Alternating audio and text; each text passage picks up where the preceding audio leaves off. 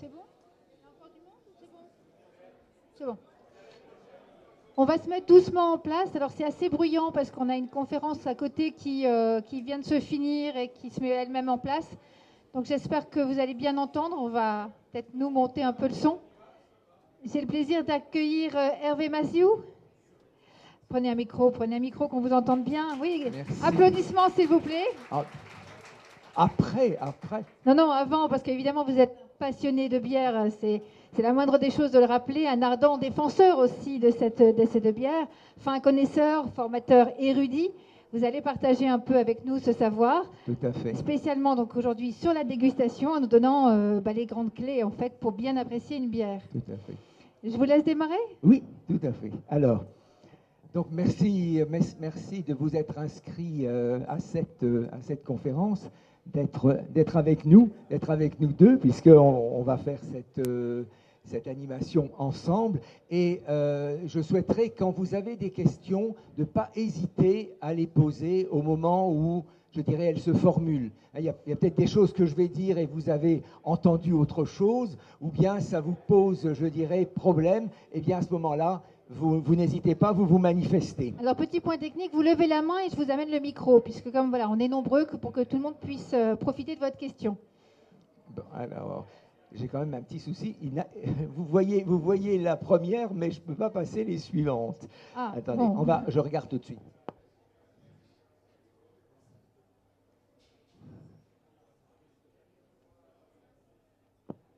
Alors, c'est pas la première fois que je fais une conférence sur la dégustation de la bière et donc le fait que pour déguster un verre de bière, on va utiliser nos 5 sens.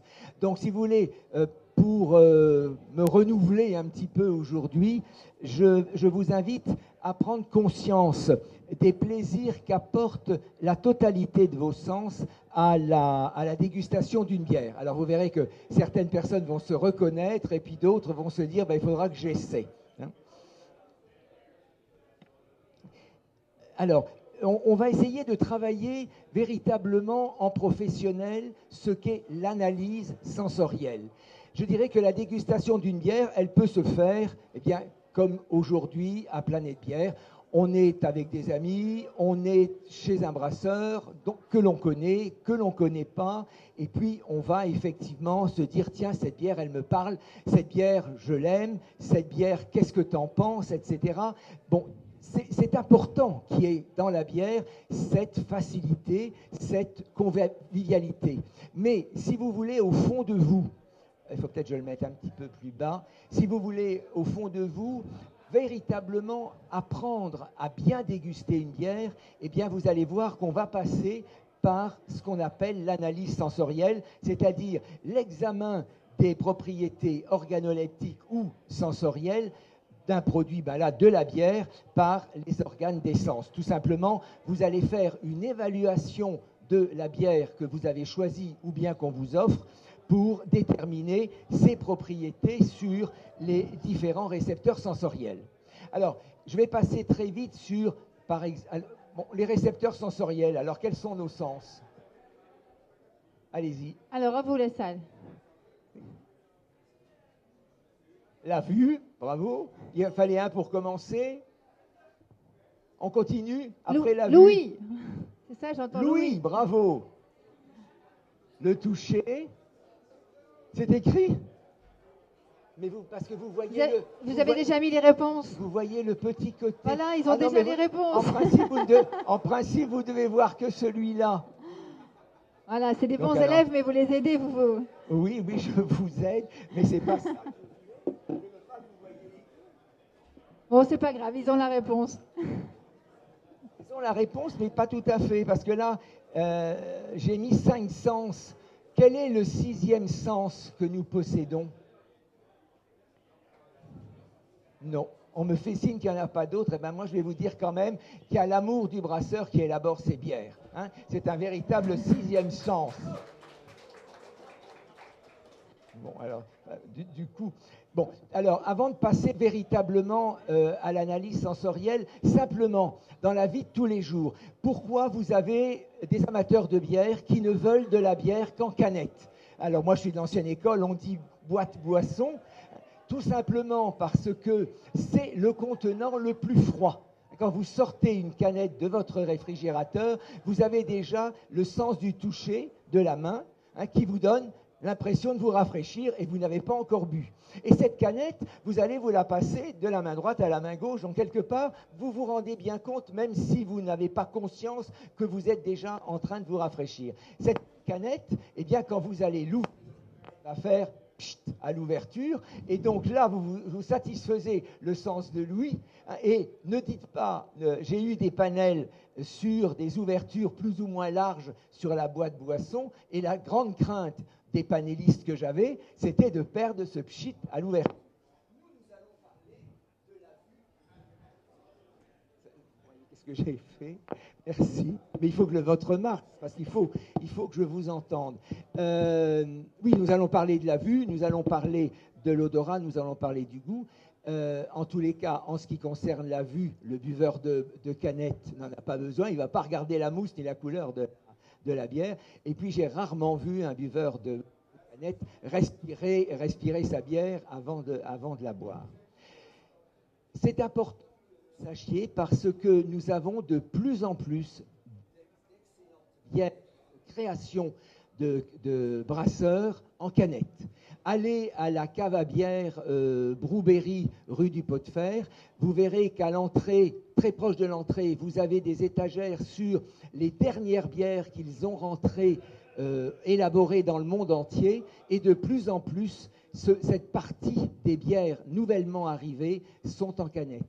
Et nous avons pour la première fois en France un jeune brasseur qui s'installe dans les semaines qui viennent, qui a réussi dans son plan de financement, parce que ce n'est pas évident quand on se lance, eh bien le brasseur a accepté de financer donc tout l'appareillage nécessaire pour avoir de la bière en canette.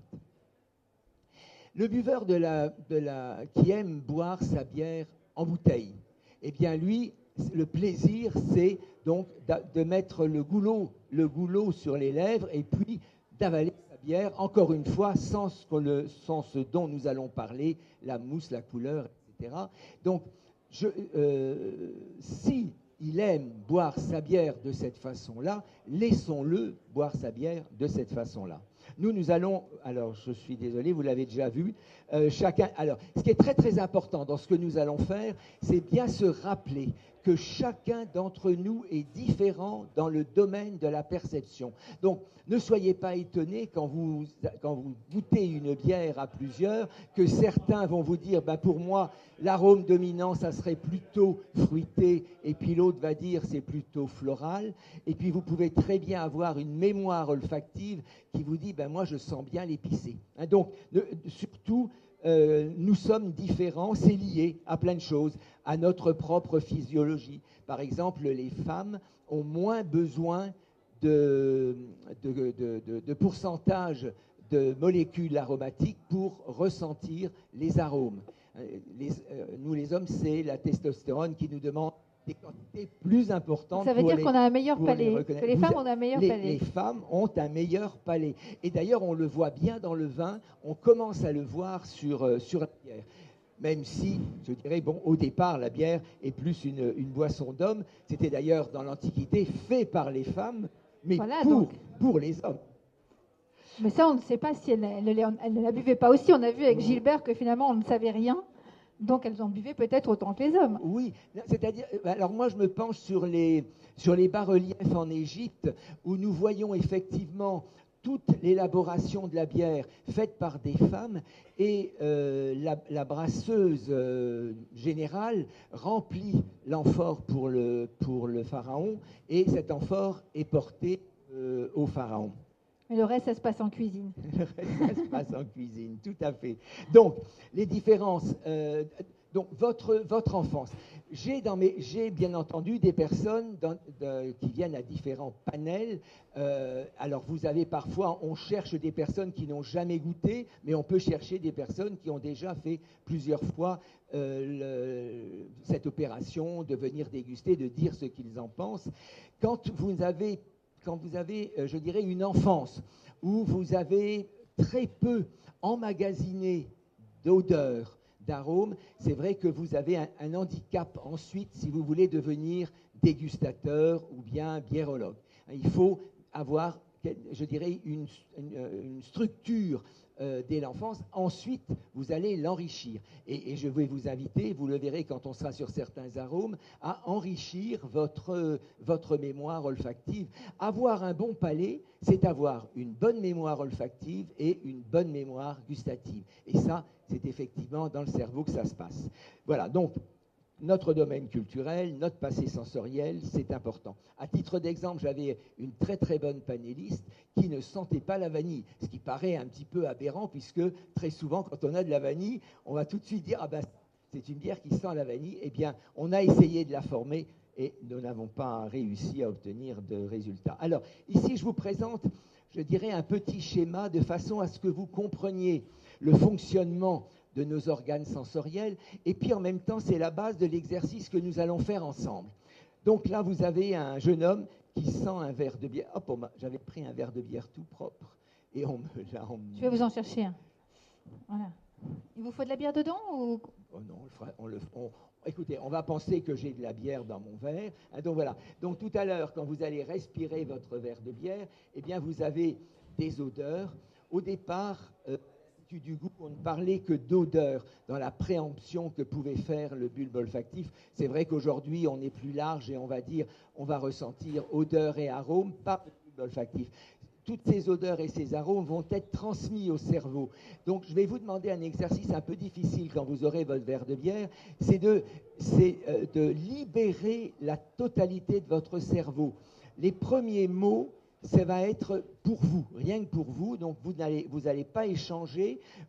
On va mettre à la scène nos soucis, nos préoccupations, mais nos joies aussi, de façon à libérer le cerveau. Le bon dégustateur, il offre à son cerveau la possibilité d'utiliser toutes ses fonctions pour que ces stimuli appellent la mémoire olfactive, puisque là, nous sommes sur l'odorat, et à ce moment-là, par interprétation et puis en puisant dans la mémoire, eh bien, va dire, voilà ce que je sens.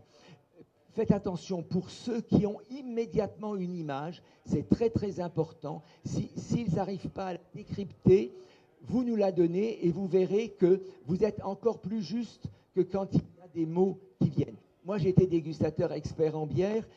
On me reconnaissait, je dirais, quelque chose d'encore plus fort sur les arômes soufrés. Or, ce n'est pas difficile quand je suis dans mon box et qu'on me glisse un verre de bière, sans m'approcher, si j'ai immédiatement l'image du verger, du rucher de mon grand-père, je sais qu'il y a des arômes soufrés dans cette bière. Tout simplement parce que quand je l'accompagnais, il faisait brûler des plaques de soufre, ces grosses plaques vertes qui m'ont effectivement, je dirais, bien rempli la mémoire. J'ai mis 3 ans à pouvoir donner ensuite les pourcentages d'arômes soufrés que je ressentais. Comme quoi, il y a quand même du travail à faire. Voilà. Donc, bien épouser, je dirais, la circulation des stimuli et ce qu'en fait votre cerveau pour vous proposer donc des mots ou des images. Donc là, on va avoir jusqu'à quelle heure? Je suis pris un peu par le temps, je voudrais... Une bonne demi-heure, on peut... Enfin, si vous avez le temps, on dépasse un petit peu. On va faire un premier exercice. Je n'en ai que 6.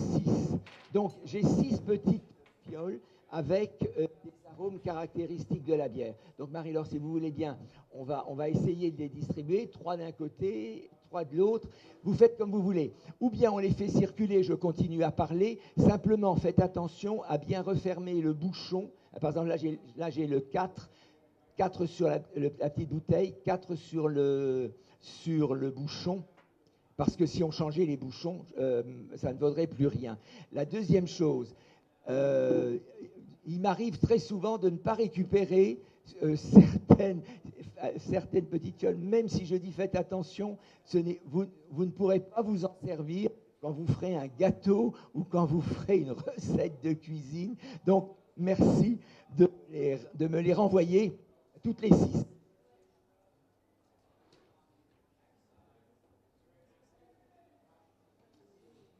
Alors, faites attention, ne touchez ni le nez, ni la lèvre. De 2 choses l'une. Ou bien vous faites une trace d'odeur, et puis vous avez tout de suite quelque chose qui vous vient. Soyez le plus spontané possible. Vous verrez tout à l'heure qu'avec notre verre de bière, je vais aussi vous demander d'être le plus spontané possible. Ou bien vous laissez votre petite bouteille droit si vous préférez. Je dirais que là, c'est en fonction de ce qui va le plus vous amener à bien capter l'odeur de chacune de ces petites bouteilles. Laissez votre cerveau exprimer la sensation perçue. Vous nous donnerez les réponses à la fin? Oui. Je vous donnerai les réponses. Mais il n'y a rien d'exceptionnel. Un certain nombre d'entre nous, même si nous sommes un petit peu... On a un bulbe olfactif qui est saturé à 17 heures. Pour ceux qui sont là depuis ne soyez pas étonnés, mais vous verrez que certains d'entre vous vont reconnaître effectivement certaines odeurs. Voilà. Donc, c'est vrai que l'exercice est difficile parce qu'en même temps, je vous dis, soyez complètement décontractés, en quelque sorte, soyez zen, mais en même temps, il faut être concentré pour pouvoir, le cerveau ne vous donne que très très rapidement 1, 2, 3 mots ou bien une image. Alors, si vous voulez, nous allons suivre le rituel suivant. Donc, j'ai parlé des 2 premiers sens, mais c'est vrai que vous pouvez le faire avec les bouteilles à bouchon mécanique. Vous pouvez le faire avec les bouteilles qui sont bouchées avec des bouchons de liège et des muselés, un peu comme le champagne. Vous pouvez très bien, alors je dirais dans un bar où vous avez un tirage pression classique, si par exemple il était là, je mettrais mon micro au moment où on tire le verre de bière et vous avez ce bruit du verre qui se remplit. Donc, surtout, n'échangez pas tant qu'on n'a pas donné, je dirais, les réponses. N'influencez pas et ne vous laissez pas influencer. Tout est dans la spontanéité. Alors, la fiche de dégustation, on la verra tout à l'heure. Donc, on va commencer tout de suite par une dégustation. Et ce que je vous demande, c'est effectivement d'abord, et le plus difficile, parce qu'on va vous servir des toutes petites quantités, vous aurez du mal à me renvoyer ce que vous pouvez dire sur la mousse, forcément. Donc, la mousse, c'est important de donner très rapidement, avant que la mousse ne s'en aille, ne se délite, eh bien, sa couleur, sa texture et la taille de ses bulles. D'une façon, Donc une analyse sensorielle va effectivement s'interroger sur la mousse dans ces termes-là. Ensuite, la couleur, eh bien, essayez de partir sur les couleurs des grands styles de bière, même si on verra que la créativité de nos brasseurs aujourd'hui nous amène à des choses auxquelles on n'imaginait pas il y a à peine 20 ans. Donc, couleur de base de la bière, et ensuite, c'est à vous, en fonction de son intensité, de ses reflets, d'apporter les qualificatifs qui vous viennent directement. Ensuite, nous avons, il y a 30 ans par exemple, j'aurais proposé une bière trouble, plus de la moitié de la salle aurait dit, écoutez, non, nous on a l'habitude d'avoir des bonnes bières bien transparentes. Et ce sont les brasseurs artisans qui effectivement nous ont fait découvrir avec des bières non filtrées que nous avions d'excellentes bières qui avaient du trouble. Voilà. Et puis parfois, nous pouvons avoir des dégagements de bulles. Certains brasseurs comme Duvel le souhaitent. D'autres brasseurs préfèrent qu'un verre bien propre, rincé de frais pour éviter le choc thermique et éventuellement des petites impuretés sur la paroi intérieure du verre. Donc, ne vous faites pas de soucis s'il n'y a pas de bulles. Donc, on va commencer peut-être avec la première. Le décapsuleur est là.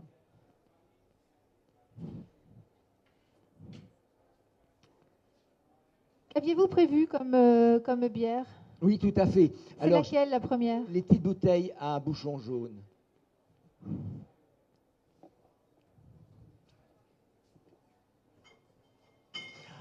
Alors, c'est sûr que je dirais que là, il faudrait organiser un tour des différents stands pour que je vous emmène déguster. Ce qu'on peut faire, on va confier une bouteille par table. Très bien. Donc là, dans mon premier choix, vous allez être étonné peut-être par ce choix. C'est tout simplement que nous buvons grâce. Alors, il ne faut pas oublier que nous devons beaucoup aux brasseurs américains, puisque, je dirais, ce renouveau des brasseurs est né en Californie à la fin des années 60, s'est développé aux États-Unis, s'est développé au Canada, est arrivé en France en 1985 à Morlaix avec Coref qui existe toujours et qui est brassé aujourd'hui à Carré. Et nos brasseurs américains ont voulu aller vers d'autres styles que les bières qui étaient brassées par les brasseries internationales. Donc, ils vont aller dans un premier temps chercher les styles oubliés. Et notamment, un des styles oubliés, c'était IPE, Indian Pale Ale. Donc, nous avons depuis maintenant, on va dire, 20 ans aux États-Unis, 10 ans en France, pléthore d'IPI.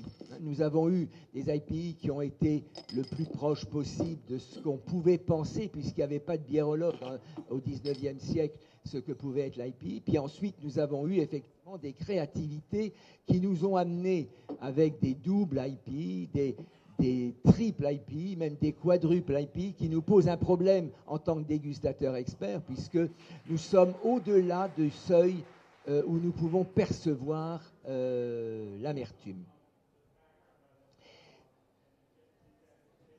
Alors, peut-être que tout le monde est plus ou moins servi. Donc là, vous n'allez pas être étonné d'avoir une mousse qui est plutôt blanche.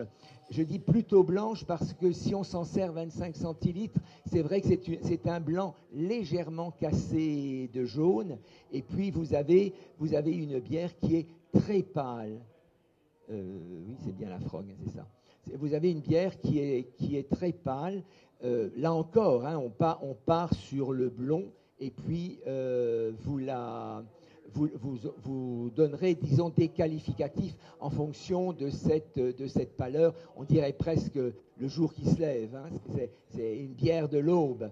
Par contre, je ne sais pas si c'est la bière qu'il faut boire à l'aube. C'est pas la bière du petit déjeuner. C'est pas la Il y a des céréales, mais c'est pas celle du petit déjeuner. Non. Alors, figurez-vous que je n'ai pas encore trouvé la bière du petit déjeuner. Je commence au brunch parce qu'on a vraiment des bières qui vont bien avec le cheesecake, les œufs brouillés, le saumon fumé, et puis je termine jusqu'en fin de nuit, mais je n'ai pas encore trouvé vraiment sur le petit déjeuner, même si moi qui voyage beaucoup, je trouve facilement des personnes à 8 heures du matin qui boivent de la bière. Alors, on va continuer. Et vous voyez que là, on a une transparence. Alors, pour ceux qui ne m'ont pas encore entendu, quand je suis dans mon box, si je vois à travers mon verre de bière la lunule de mes ongles, donc cette petite partie au fond de l'ongle, je vais parler de transparence. À partir de là, si je ne le vois pas, je vais parler de voile, je vais parler de trouble, un trouble léger, un trouble homogène, un trouble floculant. Donc, n'hésitez pas, vous avez en vous des richesses de mots, d'adjectifs, etc., qui vont vous permettre de parler des bières que vous êtes en train de découvrir, des bières pour lesquelles vous êtes en train d'échanger vos impressions les uns des autres. Alors, on me glisse un verre de bière dans mon box, je ne m'en approche pas. Cette odeur qui remplit le box, pour vous, ça va être difficile maintenant. Je vais l'appeler bouquet. Ce bouquet, il peut être fruité, floral, herbacé, épicé, boisé, céréales. Faites une traînée d'odeurs sans respirer. Ne respirez pas les arômes dominants. Voilà. Et là, vous avez envie, est-ce que vous avez un mot qui vient simplement sur cette traînée d'odeurs? Un peu comme la personne qui rentrerait dans cette salle maintenant et qui dirait « ça sent bon la bière » et il y a une odeur fruitée. On est sur un bouquet qui est plutôt fruité. Maintenant, vous allez faire l'exercice que je vous ai demandé, c'est-à-dire véritablement être zen. Il n'y a que vous qui êtes là en train de mettre le nez au milieu du buvant et donc de laisser tout ce qui est en train de se dégager de cette bière, qui va être transporté au cerveau. Et soyez attentifs à ce que le cerveau est en train de vous.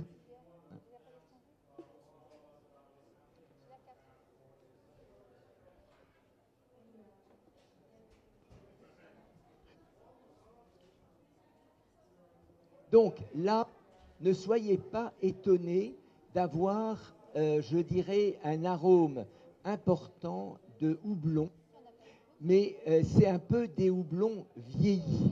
Donc on n'est pas habitué. Là, vous revenez vers ce qu'est l'IPE au 19e siècle. C'est les brasseurs Frog qui ont voulu... Alors faites attention, il y a eu une erreur. On vous met ici New England IPE, c'est plutôt Old English IPE, puisqu'on est très très proche d'une recette de 1850.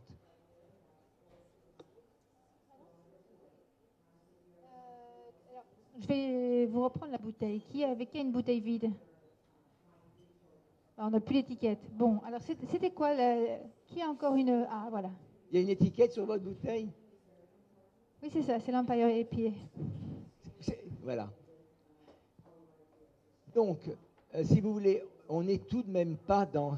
Je ne vous fais pas goûter une bière de 1800.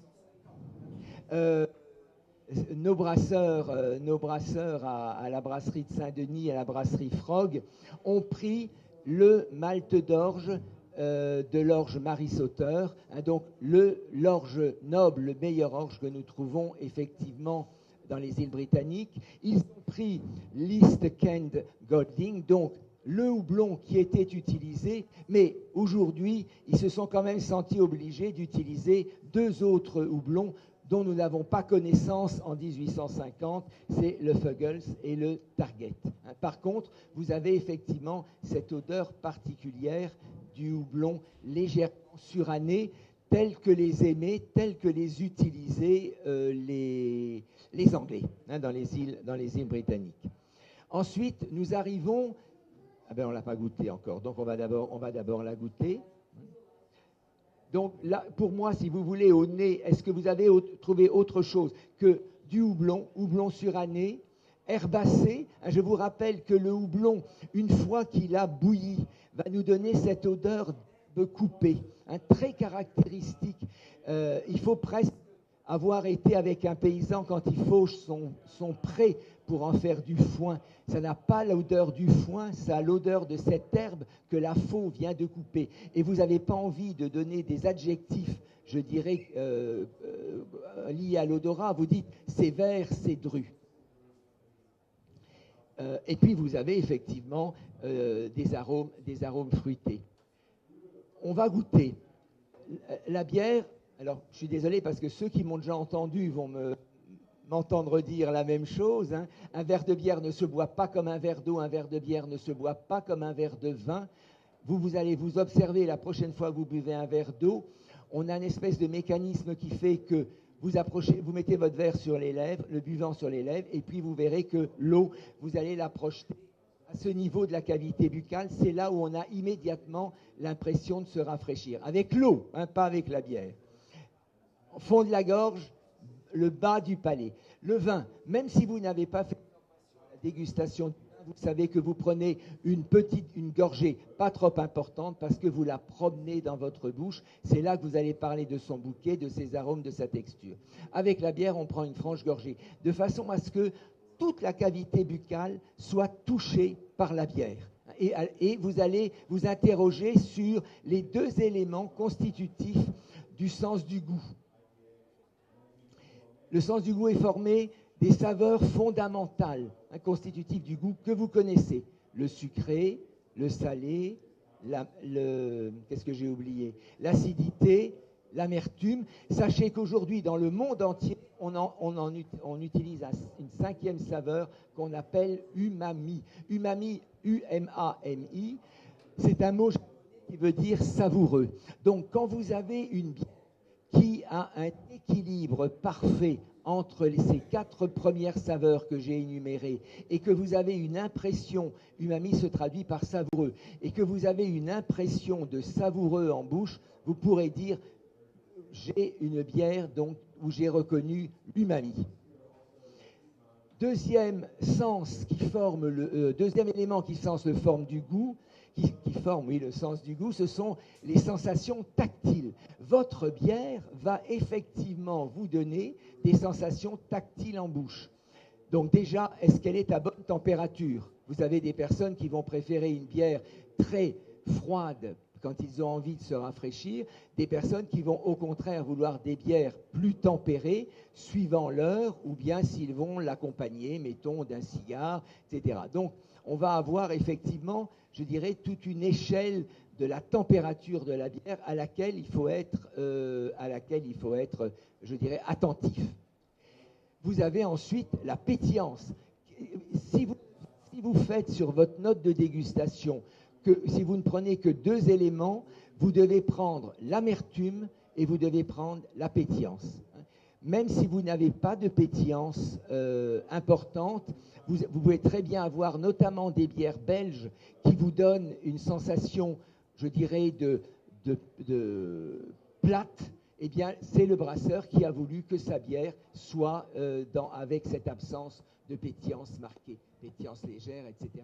Nos amis américains, enfin, ceux qui sont là, ce sont des brasseurs artisans, mais si vous prenez de la Bud, par exemple, vous aurez effectivement une forte pétillance parce qu'elle est voulue, elle est attachée à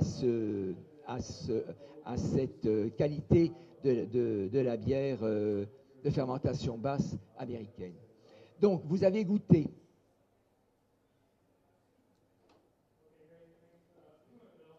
Quelle a été la première impression que vous avez eue en bouche ? Il parle plus fort que moi, donc vous avez vraiment quelque chose d'important en bouche. L'amertume, hein, voilà. Alors, si on n'aime pas l'amertume, on fait carrément une grimace par rapport à cette amertume qui est très, très marquée. Elle est là vraiment, je pense, telle que l'India Pale Ale arrivait, donc quitter Londres pour arriver aux Indes. Cette amertume va d'ailleurs être tellement marquée que vous allez petit à petit avoir du mal à parler d'autre chose. Pourtant, vous avez une belle pétillance. On a tout de même quelque chose qui a une pétillance. Alors, ce n'est pas une pétillance particulièrement marquée, mais elle est là présente. Et puis, là, vous allez avoir une longueur en bouche relativement longue, puisque la longueur en bouche est portée par la pétillance. Si vous avez une bière qui a une attaque sucrée, vous verrez que vous aurez une longueur en bouche beaucoup moins marquée, et puis vous aurez une longueur en bouche moyenne quand vous avez de l'acidité. Alors, les premières petites fioles reviennent. Donc là, j'ai la numéro 1. Est-ce que quelqu'un a envie de dire ce qu'il a ressenti au niveau de la numéro 1? Vanille, hein? Vas-y. Je n'ai pas entendu. Genièvre. Donc alors, on verra peut-être tout à l'heure le genièvre. Donc là, effectivement, on a de la vanille. Ensuite, j'ai la 3. La 1, c'est vanille. Enfin, a priori, vanille. Hein. C'est ça, vous confirmez vanille pour la numéro 1? Oui, vanille pour la numéro 1. Voilà. Alors la numéro 3. Oui, madame.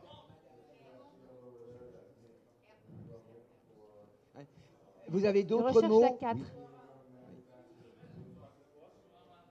Le numéro 3. Pamplemousse. Oui. Du pamplemousse. Oui, bien sûr. Donc là, nous sommes véritablement dans l'herbe coupée. Quand on vous dit herbacée, hein, vous êtes complètement dans ce houblon tel qu'il a bouilli au moment de l'ébullition. Donc bravo. Bravo. On a la 2. Ensuite, on a la 2. Là, c'est plus difficile. Vous n'avez pas eu la 2. Vas-y.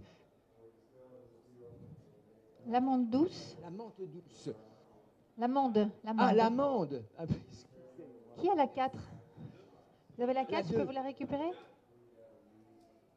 Nougat. Et on est la numéro 2. Voilà, caramel. Hein, là, on est dans caramel. Mais ne soyez pas étonnés que ça vous parle nougat si vous avez effectivement ce côté de sucre cuit. Hein. Oui, non, mais tout à fait. Là, nous sommes, je dirais, d'abord, c'est un travail d'aromatiseur, hein, et puis on a effectivement différentes. Il y a d'autres petites bouteilles qui sont revenues. La 4. Alors, la 4. Là, on a la rose. Litchi. Alors, essayez de dire, c'est un fruité.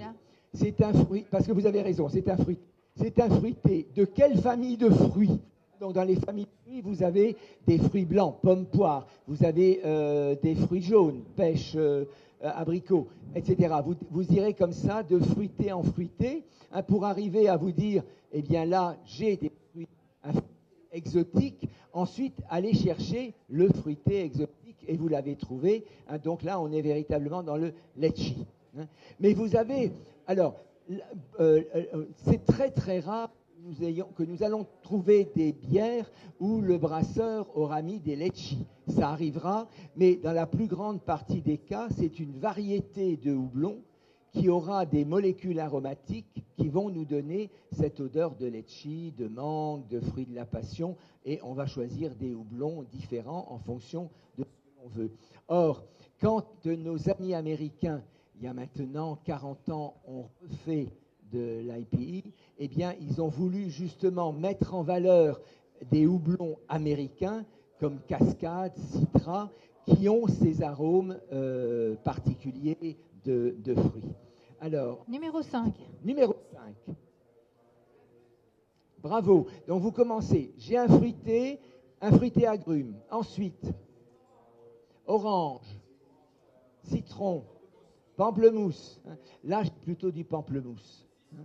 Alors, faites attention. Vous pouvez, là encore, hein, quand j'ai dit tout à l'heure, vous pouvez vous exercer. Le premier exercice que je vous propose, c'est chez vous. Vous avez dans une de vos portes de placard différentes épices. Vous demandez à la personne qui est avec vous à la maison une feuille de papier autour de chacune des épices. Vous allez être étonné de ressentir facilement certaines épices et vous dire, mais tu crois vraiment que cette épice est dans notre placard, hein? Vous verrez que vous allez effectivement enrichir sur l'épicé. Ensuite, si vous avez envie de vous enrichir au niveau des agrumes, hein, prenez par exemple 2-3 variétés de citrons différents et vous pouvez le faire pas forcément le même jour. vous prenez un morceau de peau que vous enlevez délicatement de façon à pouvoir en exprimer le zeste. Hein, donc, vous vous concentrez, vous exprimez le zeste de la peau de votre citron, de votre orange, de votre pamplemousse, et vous verrez que vous allez mémoriser le citron de Menton, le kumbawa, etc. Différentes sortes de citrons. Pareil pour les oranges. Prenez par exemple, vous n'allez pas du tout être étonné, si je vous dis entre une orange classique et un kumquat, nous sommes dans la même famille, mais nous avons effectivement des arômes qui sont relativement différents que vous pourrez retrouver sur certaines des bières. Et pour le pamplemousse, là, donc agrumes, pamplemousse, et puis ensuite pamplemousse jaune, pamplemousse rose, pamplemousse vert. Et vous verrez que vous avez des arômes pamplemousse. À chaque fois, vous aurez envie de dire pamplemousse, mais vous allez enrichir votre mémoire olfactive avec ces différentes odeurs. Il nous reste le 6. Il nous reste le 6. Alors, terminons. C'est le 6 et le dernier. Hein. Oui. Alors, le 6. Allez-y. Oui. Allez-y. Oui. Donc, encore une fois, épicé, vous allez chercher dans la famille d'épices. Est-ce que quelqu'un a eu une image en ressentant cette... Oui, ben bien sûr. Hein. Là, on est complètement chez le dentiste. Hein. On est dans le clou de girofle tel que vous l'avez dans ce produit qu'utilise souvent le dentiste. Alors, j'en profite juste pour vous parler très très rapidement des faux goûts. Hein. Vous avez des bières où le brasseur a voulu ce très très léger arôme épicé clou de girofle. Et vous avez des brasseurs qui vont en mettre en toute petite proportion dans l'élaboration. Par contre, si vous avez un arôme de clou de girofle qui vous fait dire « mais je ne suis pas chez le dentiste en buvant ma bière », là, effectivement, on a un défaut. Et puis, en matière de bière, on est gentil, on dit c'est un faux goût. Hein. Donc, vous avez effectivement différents faux goûts. Quels sont justement les principaux faux goûts qu'on peut ressentir ?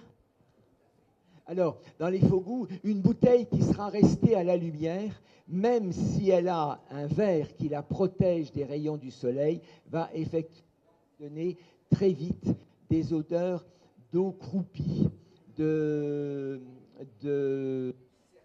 serviettes, de serpillière sale. C'est les mots français qui sont relativement jolis. Nos Américains disent moufette, putois, etc. Vous avez le beurre. Vous avez certains styles de bière sur lesquels vous devez avoir ce petit arôme beurré, beurre frais, hein, qui nous vient d'une molécule de diacétyl. Par contre, si le brasseur, à un moment de l'élaboration, n'a pas laissé s'échapper la majorité des molécules de diacétyl, vous allez avoir carrément beurre et puis très vite beurre rance. Hein, donc là, on est vraiment sur un faux goût. Vous avez, qu'est-ce que j'ai encore comme... il y a plein de faux goûts, il faudrait que j'y reviendrai. C'est pas un goût métallique, par exemple? Oui. Alors, le goût métallique, attention. Le goût métallique, comment dire, très subjectif. J'ai un panel. Admettons qu'on soit en panel, je suis là dans mon office, je sors avec un plateau, je mets un verre devant chacun d'entre vous, et puis je vous donne une fiche, j'aime, j'aime pas, pourquoi j'aime pas. Et puis vous allez me remplir la fiche.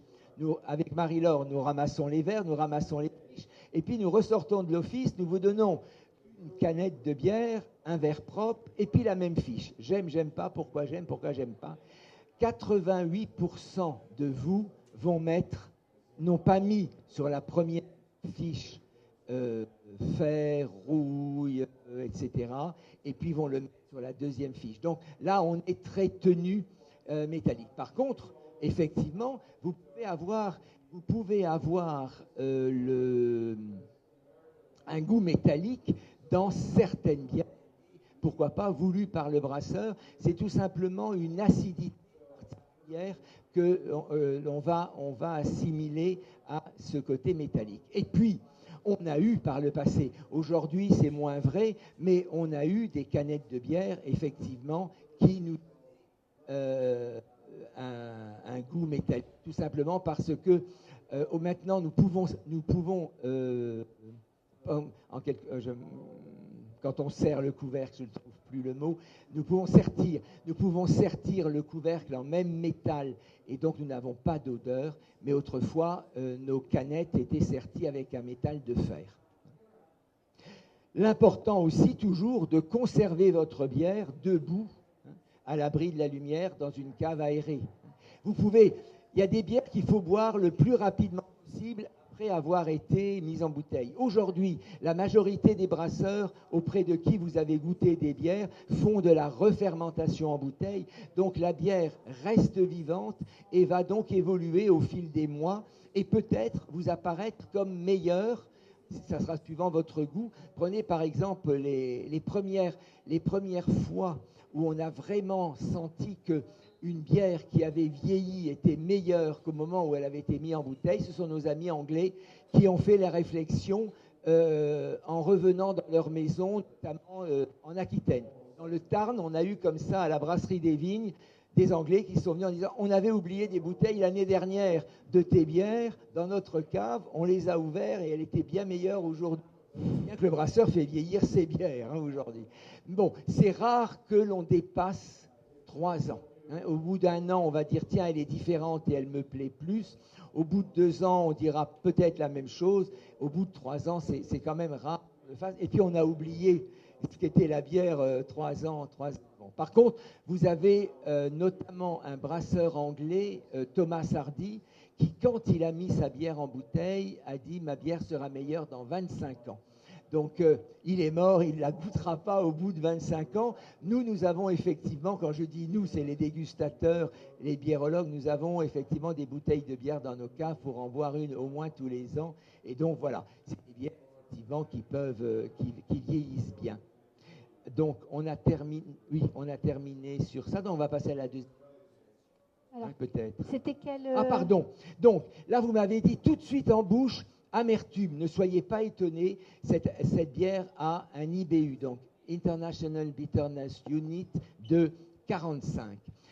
Quand les brasseurs me demandent qu'est-ce que je dois mettre sur l'étiquette, ok, mettons l'IBU de façon à être transparent vis-à-vis de notre buveur de bière.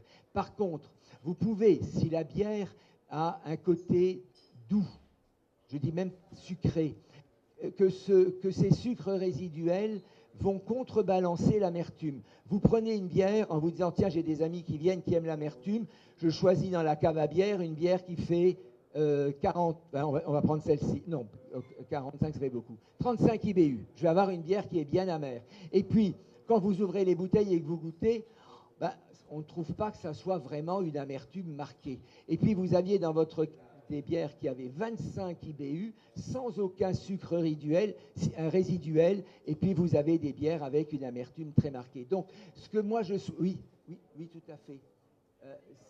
Il y a le mot amer. Voilà, ça. Donc, vous avez... faites attention, hein, vous avez comme ça... Donc, moi, ce que j'aime bien, c'est qu'on mette, par exemple, 5 petits houblons. Et puis, on aura le premier qui voudra dire sans amertume perçue, comme sur certaines bières de blé. Et puis, le dernier qui sera une IPA, on va dire triple IPA. Parce que quoi, là, c'est un peu...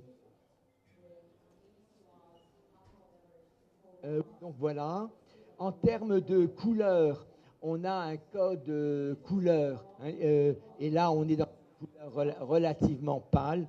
Voilà ce qu'on nous donne sur la fiche donc, de cette IPA de chez Frog. Donc là, on passe sur un autre brasseur.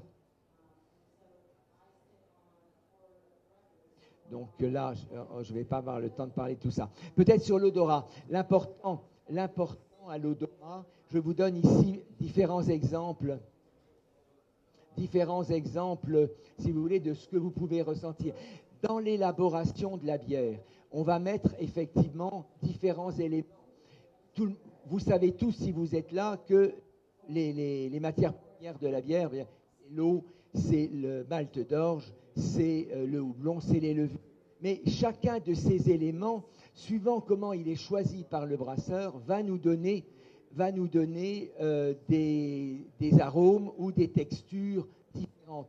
D'où l'importance, je dirais, de ces recettes de bière pour vous, si vous êtes brasseur domestique. J'aime pas dire brasseur amateur.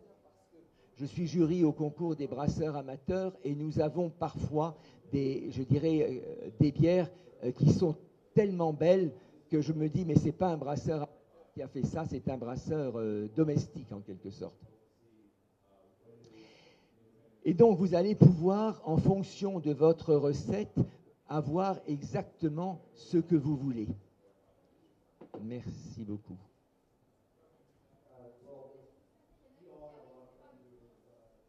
Il y a une bouteille qui arrive par le fond. Alors, quand vous aurez votre verre, essayez tout de suite de vous faire une idée de ce que vous pouvez avoir dans cette bière. Vous voyez que le bas de mon pied, là, me donne une bière, surtout si je le pose, elle est plutôt assez foncée, avec une mousse qui reste tout de même plutôt chamois. Elle est beige, elle est peut-être ivoire. Vous voyez, dès que c'est moins concentré, vous avez plus pâle. Par contre, elle est bien. Là, vous pouvez parler elle est compacte. Et puis, si vous la regardez, elle a vraiment des petites bulles régulières. Ensuite, vous regardez sa couleur. Et vous voyez là que vous êtes dans une bière qu'on va qualifier d'ambrée, avec donc un ambre plutôt bien marqué. On est vraiment, je dirais, dans l'ambre foncé. On n'est pas encore dans la brune. Donc voilà, vous pouvez effectivement décrire votre bière. On va faire notre traînée d'odeur pour essayer de voir quel est son bouquet.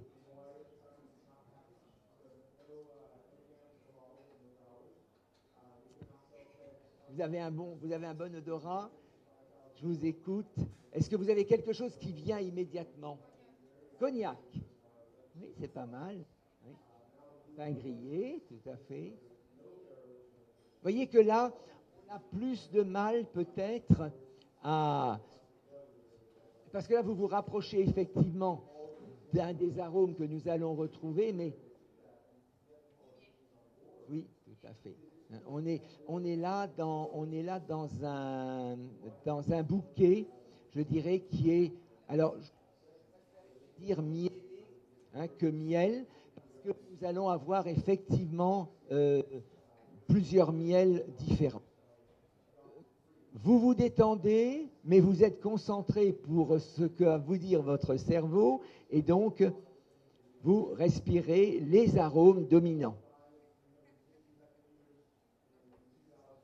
Et là, vous avez une bière qui est parfaitement construite. Vous avez énormément de choses à dire au-dessus de ce verre de bière. Vous allez vous retrouver effectivement avec des miels.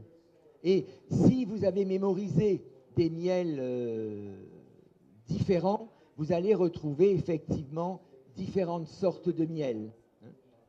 Vous allez aussi retrouver le maltais des céréales. Il est vraiment là, très présent.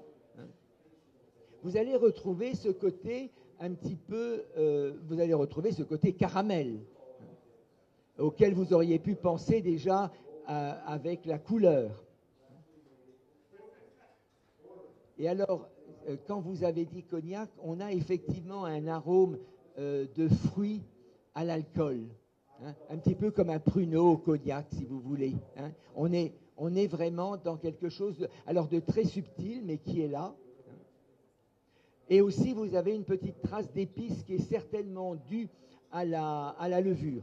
Le brasseur va choisir sa levure en fonction des matières aromatiques que va donner la levure quand elle va transformer les sucres en alcool et en gaz carbonique. Donc, vous voyez que là, avec cette bière, nous avons à l'odorat tout un descriptif à faire, que vous allez faire d'ailleurs tranquillement et que vous pouvez échanger avec les personnes avec qui vous allez la déguster. On va maintenant la goûter et on va voir. Il y a des fois, on est emballé par l'odorat et puis c'est déceptif au niveau de la bouche. Des autres fois, on a au contraire un nez relativement retenu et puis on a quelque chose en bouche qui est tout à fait agréable.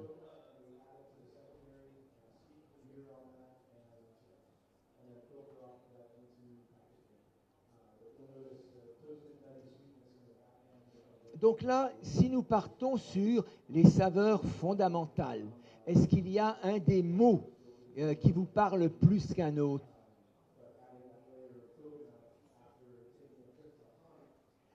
La bière est harmonieuse, donc c'est peut-être difficile pour vous. Mais l'attaque est vraiment sucrée. L'attaque est sucrée. Vous l'aviez dit, hein, l'attaque est sucrée. On est tout de suite rattrapé par de l'amertume. Donc, on a effectivement cette espèce d'ambivalence sucrée-amère. Et une fois que vous avez avalé, vous vous rendez compte qu'il y a effectivement de l'acidité. Une acidité que vous percevez bien. Donc, au niveau des saveurs, si on avait un tout petit peu de salé, on pourrait peut-être parler d'umami, parce qu'elle est douce, donc on pourrait se dire elle est savoureuse. Mais il nous manque peut-être un tout petit peu ce salé, bien qu'on ait de l'acidité, et que les nuances entre ce qui caractérise le salé et ce qui caractérise l'acidité sont très tenues. Un petit peu comme si je vous montrais une couleur qui est bleu-vert, la moitié de la salle dirait c'est bleu, la moitié de la salle dirait c'est vert. Eh bien, entre le salé, parfois, entre le salé et l'acidité, on a effectivement ce genre de Il y a un nuance. côté sauce soja, non? Sauce Worcestershire, là. Oui, tout à fait. Tout à fait. Donc là, on part en quelque sorte sur des pousses de céréales. Le soja dont vous parlez là, on est dans des pousses de soja. Alors, je dirais que là, c'est nos céréales, mais vous allez être étonnés parce que là, nous avons un brasseur, je dirais, qui a élaboré cette recette au cours d'un voyage. Et il a fait la connaissance donc, de miel sauvage. Donc là, nous avons une bière. Vous avez des bières au miel pour lesquelles vous allez immédiatement dire, soit au nez, soit en bouche, c'est une bière au miel. Là, ici, c'est beaucoup plus difficile et c'est pour ça que je l'ai choisi, parce qu'il est parti sur des miels sauvages et vous avez, je l'ai noté pour être sûr, nous avons un miel de mangrove. Donc, vous voyez, un miel sauvage chargé d'odeurs que nous n'avons pas forcément, je dirais, en mémoire, et qui va nous apporter ce côté de bière sauvage. Et puis, le deuxième miel vient du Yucatan. Donc, on a véritablement là, pour le brasseur, c'est la brasserie des Sources, cette recherche. Alors, pour lui, à la fois, c'était une recherche un petit peu millénaire, en se disant, la bière la plus ancienne que nous connaissons, dont nous avons trace 12 000 ans avant Jésus-Christ. Donc, nos aïeux vivaient en tribu, il n'y avait pas encore de sédentarisation, il fallait donc prendre là où on trouvait, et donc pourquoi pas avoir mis du miel, certainement pour cacher les mauvaises odeurs de fermentation au départ, ce qui a été rajouté certainement parce qu'on ne savait pas élaborer la bière comme on l'élabore aujourd'hui, on était dans quelque chose de beaucoup plus sauvage. Et puis, vous avez, et c'est ce que vous avez exprimé surtout, c'est que nous avons du miel, enfin, ce brasseur met du miel classique au moment de l'ébullition, mais il va refermenter avec du miel, donc après la fermentation principale, si bien que vous avez au froid d'autres arômes du miel qui vont se fixer, se développer, et vous avez quelque chose qui est effectivement très loin de la bière au miel caractéristique, qui est très bonne, qui est très très bonne.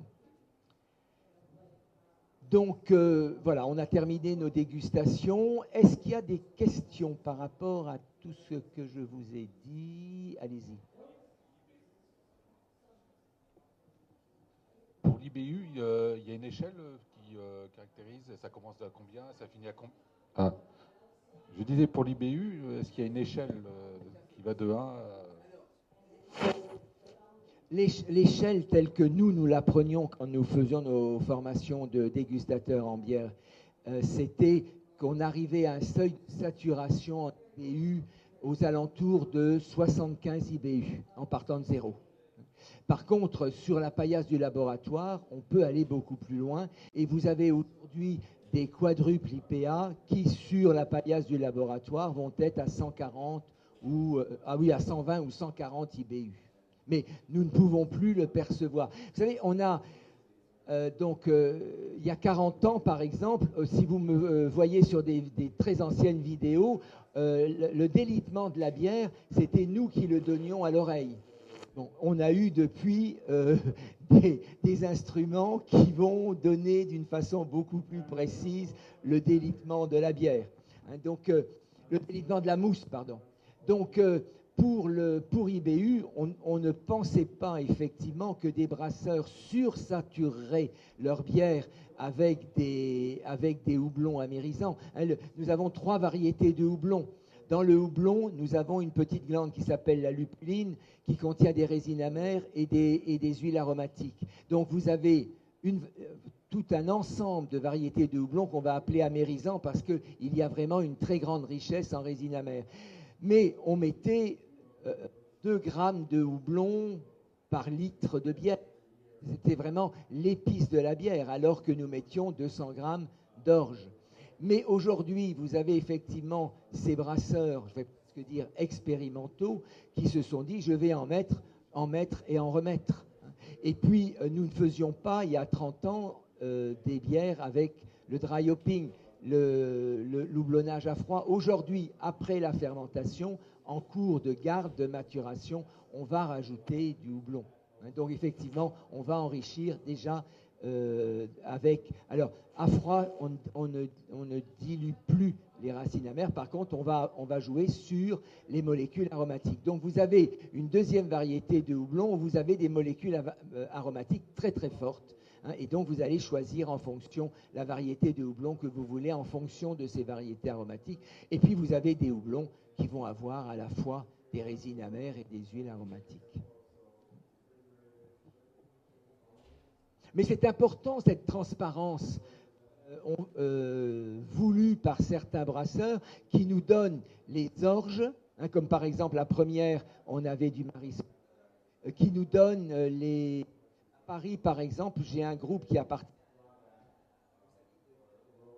aux Amis de la bière de l'Île-de-France, où vous avez des personnes qui, au-dessus d'un verre de bière, vont essayer de reconnaître quels sont les houblons utilisés. Et très souvent, ils étonnent les brasseurs quand ils vont reconnaître 1, 2, 3 houblons, rien qu'à l'odorat. Allez-y. Il y avait une question, vous avez... S'il vous plaît, il y a une échelle pour l'amertume, mais est-ce qu'il existe une échelle pour l'aromatique, justement ? On ne peut pas savoir la quantité d'arôme que va donner le houblon, en fait. Non. On sait si c'est des notes citronnées ou fleurales ou fruitées, tout à fait. Mais on ne connaît pas la quantité, en fait. On ne peut pas la quantifier, cette quantité. Non, pour le moment, non. On n'a pas, à ma connaissance, hein, non, à ma connaissance, nous n'avons pas d'échelle pour quantifier la quantité aromatique d'un produit.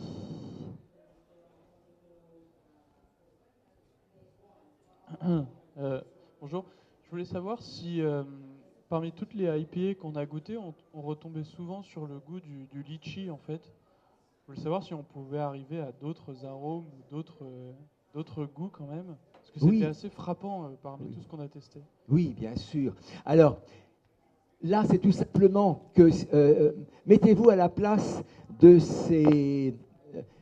comment est né ce mouvement des brasseurs artisanaux? C'est tout simplement à la fin des années 60, en Californie, le do-it-yourself, ce sont encore une fois les femmes qui amorcent le mouvement. hein. Elles se disent pourquoi j'achète une jupe, je peux la coudre.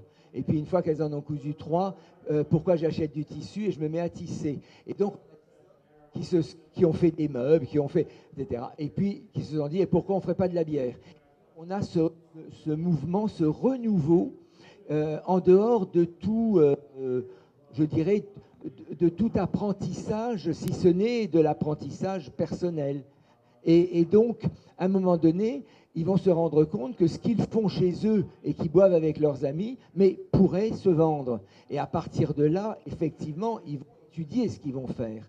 Et ce qu'il faut faire à ce moment-là, c'est se démarquer des brasseurs. Alors vous vous direz des brasseurs industriels. Moi, comme j'ai été formé par eux, je vais dire des brasseurs internationaux.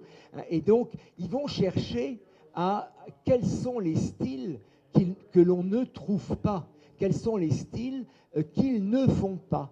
Et donc, il y a cette idée de se dire, mais depuis l'abandon de l'Empire britannique, on ne parle plus d'IPI. Et donc, on va partir sur des IPI. Mais ils vont le faire avec des variétés de houblon américains. Et donc, nous avons effectivement de très très belles variétés de houblon américain que nous n'utilisions pas en Europe, avec donc ces molécules aromatiques qui sont très très proches des agrumes. Et effectivement, le renouveau de l'IPI, qui est très long, parce que ça fait quand même des dizaines et des dizaines d'années que c'est, je dirais, la variété de bière artisanale la plus produite et la plus consommée. Et donc, on va avoir effectivement des houblons qui vont nous apporter plus de la mangue, qui vont nous apporter plus de fruits de passion, etc. Le citron, ça c'était quelque chose. Les agrumes, c'était effectivement quelque chose de très très important. Mais je rentre de Tahiti, la brasserie Inano fait une IPA. Je vous la ferai boire, vous me diriez, ce n'est pas une IPA. C'est ce que je leur ai dit, mais ils m'ont dit, oui, mais les Polynésiens ne veulent pas avoir quelque chose de trop amer. Oui, mais on est relativement loin. Donc, petit à petit, effectivement, et là, aujourd'hui, dans toutes les IPA que vous avez pu goûter sur Planète Bière, vous vous rendez compte que vous pouvez avoir autre chose que des agrumes et autre chose que des fruits exotiques. Il y avait une autre question.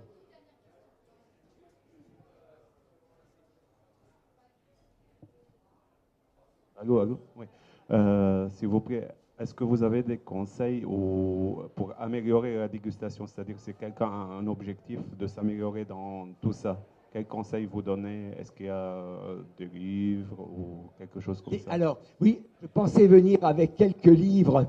Vous avez un livre, alors vous avez une librairie là, vous avez notamment le livre d'Elisabeth Pierre sur la dégustation, qui va vous donner effectivement d'une façon plus approfondie que ce que j'ai pu faire là, sur les différents éléments de la dégustation. Vous avez le dernier livre de Gilbert Delos qui s'appelle « La bière guide ultime », qui peut vous donner des éléments importants. Et puis le tout dernier, c'est Guirec Aubert, G-I-R-E-C. Il est aussi là, c'est un livre jaune. La bière, c'est pas sorcier. C'est vraiment, je dirais, les 3 derniers livres sur